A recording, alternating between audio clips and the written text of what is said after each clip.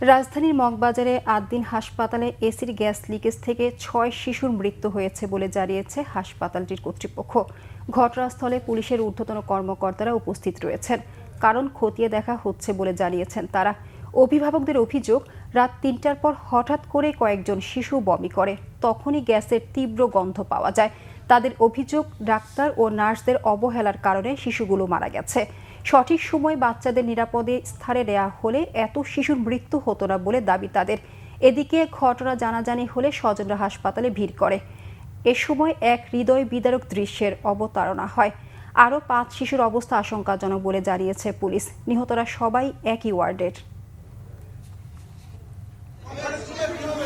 আমরা যতটুকু জানলাম এই পর্যন্ত ওনারা এসিটা বন্ধ করে দিচ্ছে, পুরাটা গ্যাস হয়ে গেছে রুমে। আপনারা রুমে যে এখনো দেখতে পারেন অবস্থা কেমন, ওইখানকার অবস্থা। এখন এসি চলে, তারপর কি পরিমাণ আপনি অক্সিজেন নিতে পারেন একটু যে দেখেন।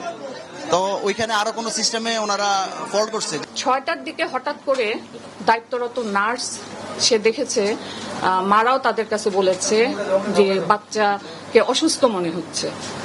ওই সময় খুব দ্রুত ৬ জন বাচ্চাকেই আমাদের নিউনেটাল আইসিইউতে নেওয়া হয়েছে। নিউনেটাল আইসিইউতে নেওয়ার পরে ওখানে 2 জন বাচ্চাকে ওনারা ব্রড ডেথ পেয়েছে, আর 4 জন বাচ্চা খুবই ক্রিটিক্যাল অবস্থায় ছিল। তাদেরকে ওনারা ভেন্টিলেটরে সাপোর্টে রেখেছিল এবং তারা চেষ্টা করেছে। পরবর্তীতে ওই 4টা বাচ্চাকেও বাঁচানো যায়।